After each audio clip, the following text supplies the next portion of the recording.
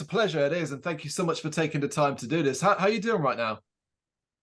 Yeah, really good. We've been quite busy over the summer. With the album, with the single releases coming out and doing some cool, summer festivals around the Netherlands and the UK and Belgium.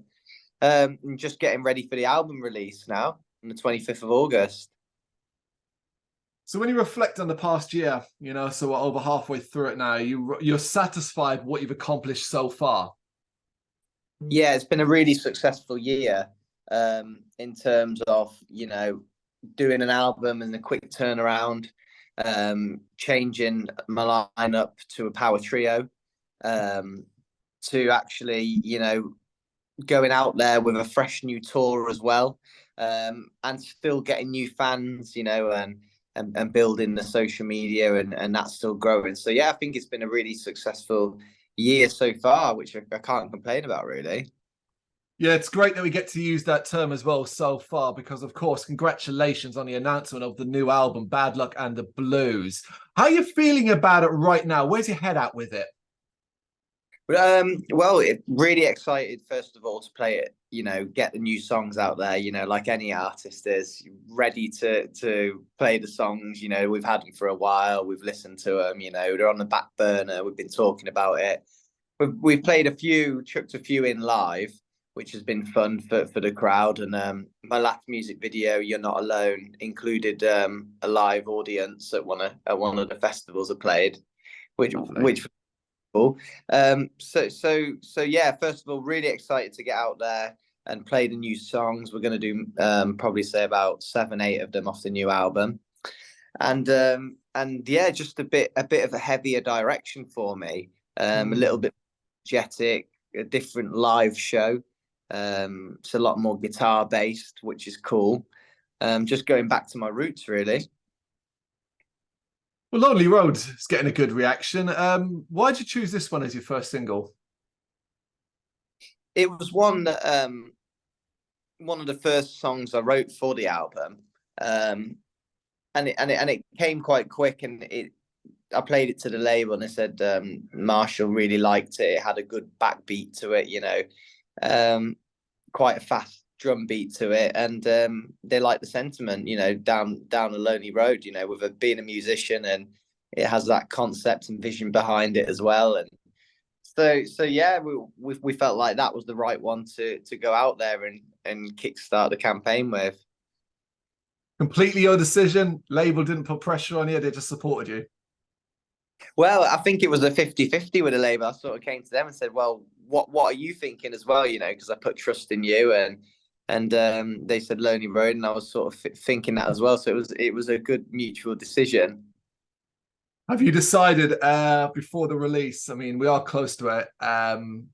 What would be next? Yeah, we planned them all out before. We had a good talk to our radio plugger and PR guy, and had a good meeting and sat down and thought what would be the best 3 songs. And to be honest, I just trusted them. I was happy with all of the ones on the album, to be honest with you. So I was happy to just go with the flow as well. Yes, absolutely. Well, talk to me then about your vision for this album. In particular, what did you want to do when you first set out down this road and you knew you were going to be making a new record? What was your vision?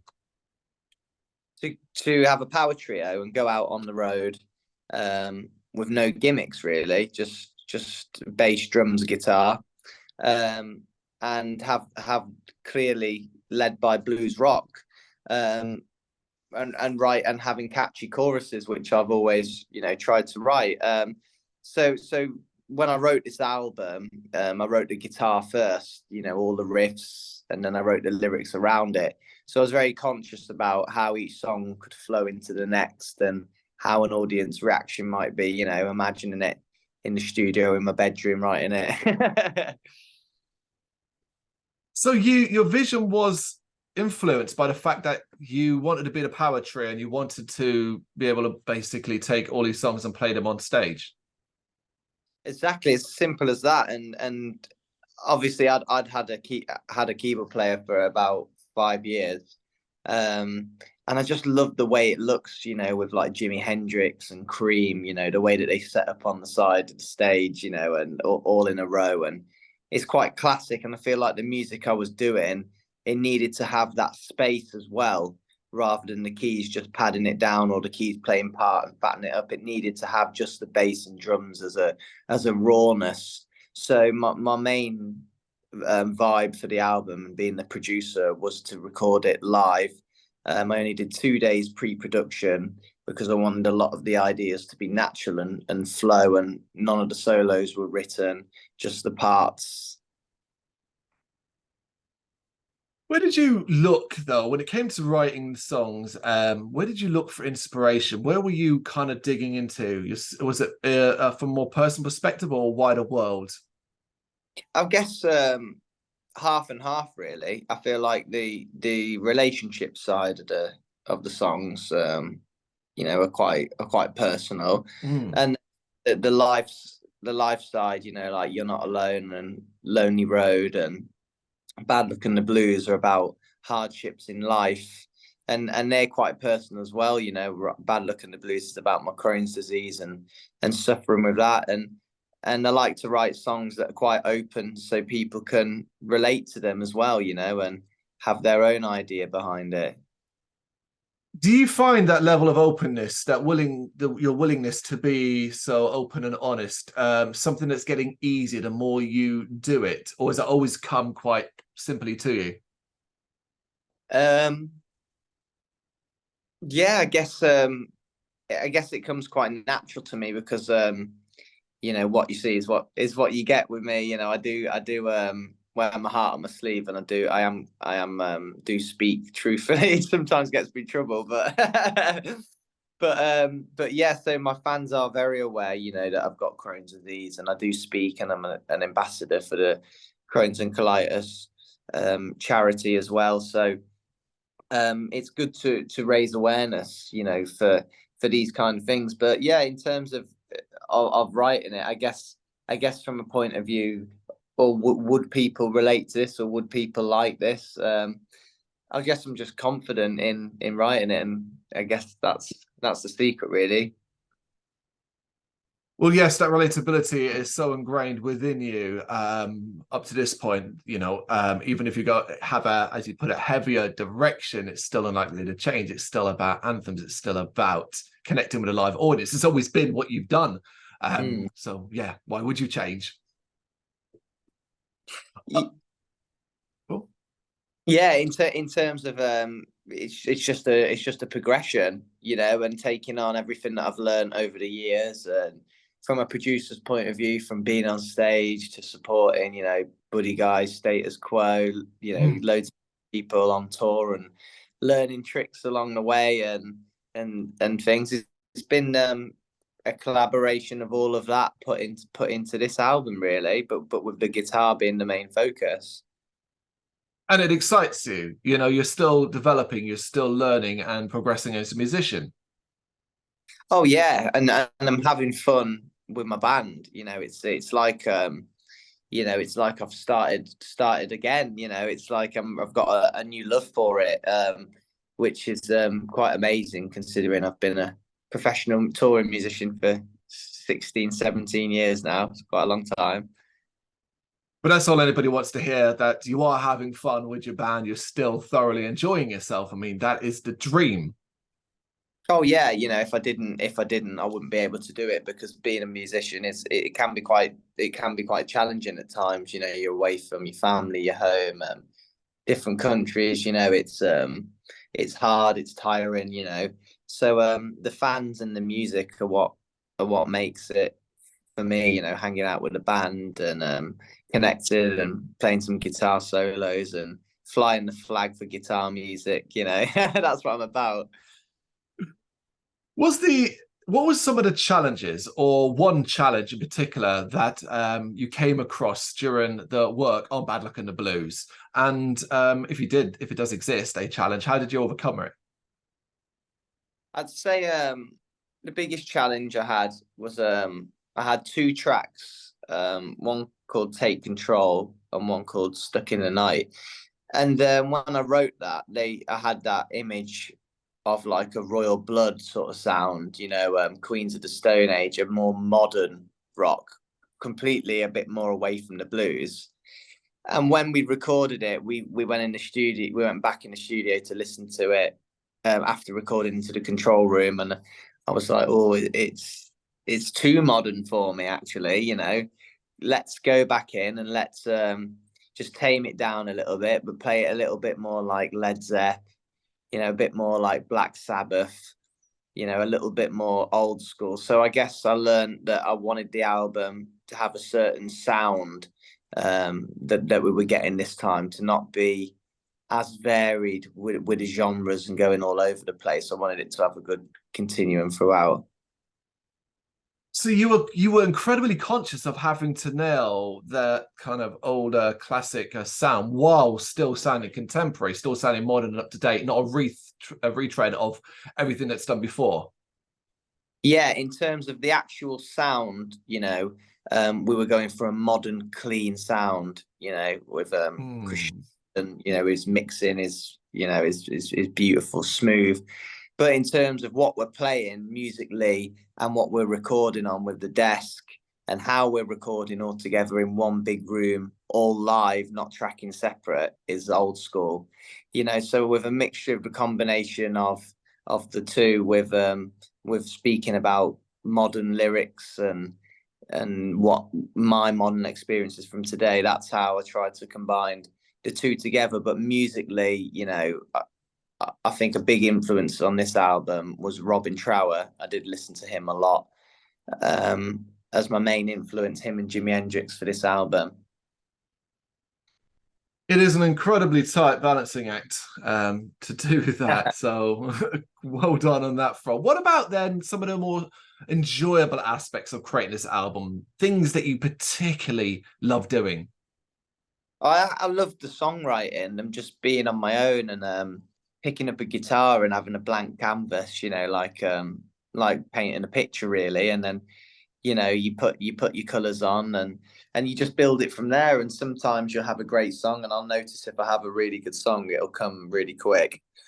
Whereas if I have a trickier song, I might even hold it for a few years before I release it. And actually, a few of these songs I wrote in about 2016, 17. Yeah, and never continued to do it, but I knew that I'd have the right sound to bring them on a rockier album at some point. Out in the Distance was one of them. Oh, that's incredible. So just sitting there waiting until it felt right. Yeah, and that's how I knew that this album had to be a rockier album, because, you know, I'd have songs sitting in the bank, as I call it, and the songs I was writing was more rocky, so I could see it really shaping easy. And from a producer's point of view, it was easy for me to see that. I brought Ash, you know, my friend Ash Sheehan on drums, who plays for Glenn Hughes and done stuff with Tony Iommi, and Jack Alexander Timmis, my bass player. So I had a good little tight connection there, and I was confident that, you know, we could go in the studio like the old boys do and lay down some tracks, and then I could just layer the vocals on top, you know. Is there a particular track from the album that you're most intrigued to hear the reaction to, either because it's going to surprise people or you just think that is an absolute banger and it's going to land? Yeah, I'm excited for people to hear this new single, You're Not Alone, which has come out today. And I'm also excited for people to hear a tune on the album called "'Cause I'm Gone." Well, it's called "I'm Gone." And that's quite Gary Clark Jr. influence. It's got that gritty, sort of dirty, heavy shuffle with a fuzz pedal on, you know, which is quite cool. I'm excited for people to hear that. There's a few dirty blues tunes on the dirty blues rock tunes on this album. Fantastic. Do you then, because you sound quite enthusiastic about this process, and it's not every band and artist enjoys the long build that comes to releasing an album, the drip feeding of content and the releases and all stuff like this and so on. Do you enjoy this process? What in terms of the interviews and everything like The that? the entire build, the entire build to release of an album. Well, I'm very grateful to be making an album. First of all, people would love to be in my situation, and what I've achieved. I'm very grateful and for that. But there are parts of the job that that maybe might not as excite me as much as plugging in my guitar and ripping a guitar solo behind 4 Marshall stacks in a studio. And that's what I live for. The one thing I'd say I struggle with is the music videos. I get bored, sitting around and keep playing and playing and playing over. I like to get it done sort of quite fast. So each music video we did, Loki production, he did a fantastic job, and he sort of got the vibe at the end after all 3 videos. Each one got a bit faster. So that was funny, and I guess in terms of doing the interviews, I always get a little bit nervous doing the interviews because I hope people will enjoy them and it comes across okay, because I like to let the music do the talking rather than me rambling on. Which is completely understandable. It's just, I know the process, I mean, these days it can be an incredibly long one, from 6 months to 9 months, with drip feeding of content and so on, and the expectations and requirements for you as an artist to be more available in the online world than usual, particularly when it comes to things like social media and areas like that. Probably the part of being a musician in a band that might be the most challenging these days, the social media aspect. Where do you sit on that side of things? Is it something you can enjoy, or would you just prefer to never have to do it? I mean, it'd be pretty amazing to be in a world, where Eric Clapton came from, where no one had social media and there was no mobile phones at the gigs, and it was like everyone was freaking out. It's like, and you had to see a gig in a newspaper, and the venues were absolutely packed out because that's their entertainment.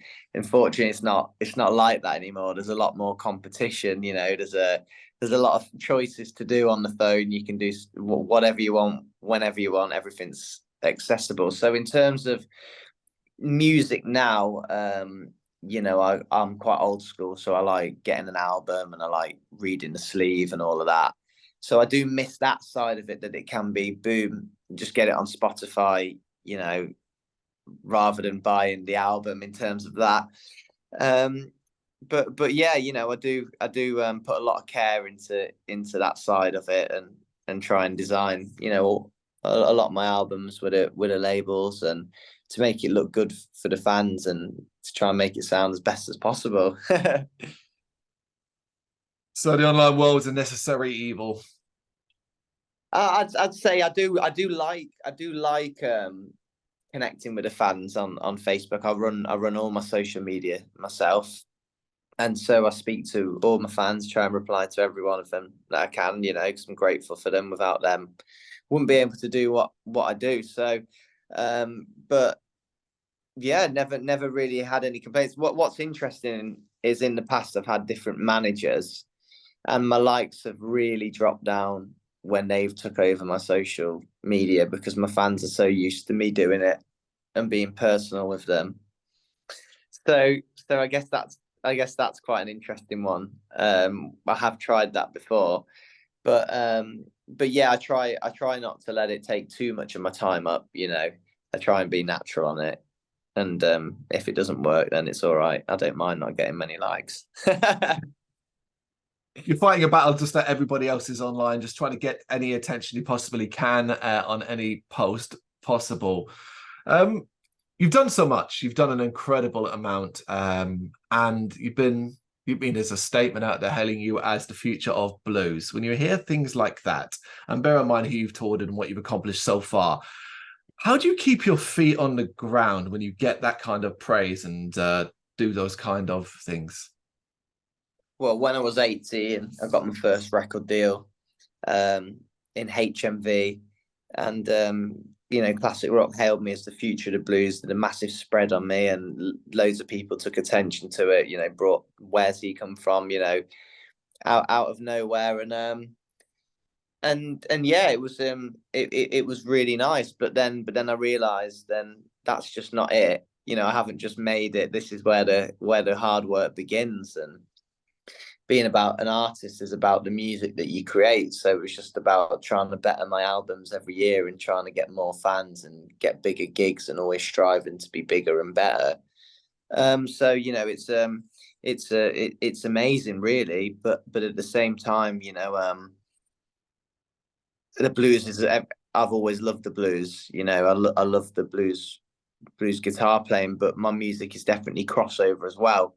So at times it has hinged me when I, you know, maybe in my early 20s. But there's been at times where I've gone, do you know what, I'm going to embrace this, and I've got to actually jam with like Buddy Guy on stage, you know, in front of 10,000 people in the Netherlands, and it's like, wow, you know, can't get more blues than that, you know. So honored, and that set my career off out there pretty big. So I guess I owe a lot to the blues, you know, and you can definitely hear that within my playing, within my singing and my vocals and the different phrases. Just developed over time into what you are now, and it's continuing to serve you so well. So it's just incredible to see when this full album comes out on August 25th as well. Yeah, no, really excited to see how it does. And the fans have always been supportive. I've always done something a little bit different for every album. You know, I've never just done a traditional blues album. Maybe I will one day, who knows? But but yeah, you know, they're always intrigued to see what I've got pulled up my sleeve next. Oh man, you absolutely nailed it. You know, if there's ever a point when you decide, you know what, I'm gonna do one more and then I'm gonna call it, retire, go chill out, that's the time when you pull out that full blues album. Exactly. And a lot of people have actually advised me that along the way. A lot of professionals, they said, you know, when the time is right, you know, and you do want to do that, you can, but you are young, you know, give it your all, you know, try and give it the biggest and best songs you can write, and go out there with a good show. So, you know, that's exactly what I've always strived to do, and what I've tried to do with this album, just have a good time, really. No doubt it's going to be incredibly successful. But Laurence, we reach a stage of the event now where I introduce you to, this is Ozzy Osbourne, not named by me, named by someone else. And in his head, he holds a random selection of cards with any question, basically any and anything we could write down. And could be super serious, super nonsensical, and it's quick fire. So I'm going to pick some out for you. If you don't mind, you'll answer them. All right, cool. Fantastic. All right, number 26. Have you ever broken a bone? Yes. Do tell. I broke my arm.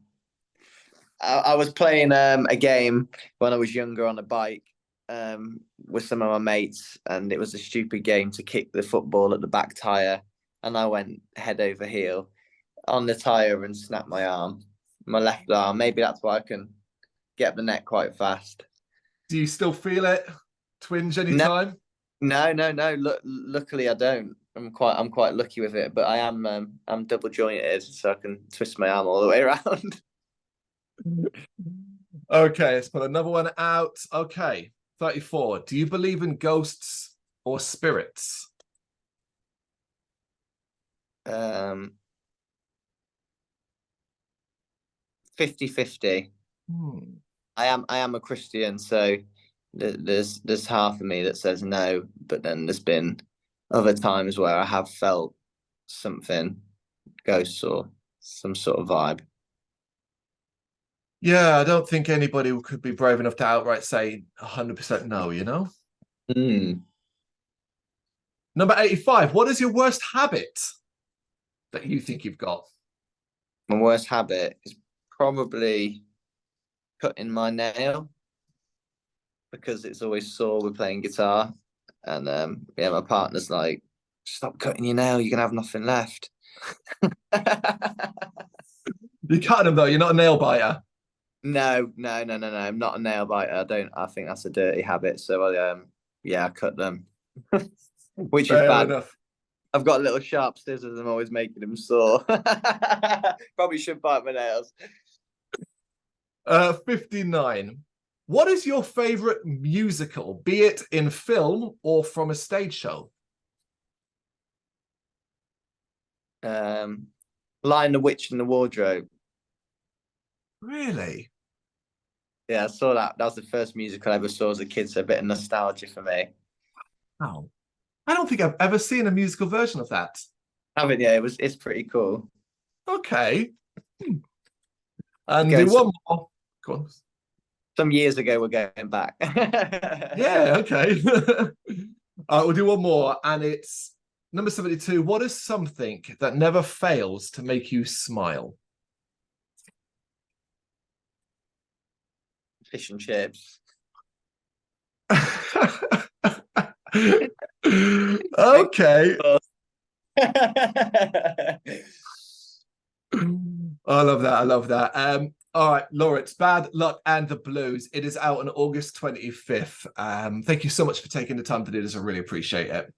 Oh, thank you so much. Really enjoyed it. And yeah, had a good one with Ozzy as well. Thank you very much for watching. If you liked what you saw, please help us out by giving us a thumbs up and hitting that subscribe button. If you really liked what you saw, consider donating to keep the website and channel running by buying us a coffee via our coffee page or picking up some merch from our Big Cartel store. You can check us out on gbhbl.com as well as via our social media, Facebook, Instagram and Twitter, as well as listen to our interviews via SoundCloud, Apple Music and Spotify. Just search for GBHBL. Games, horror and heavy metal. What else is life for?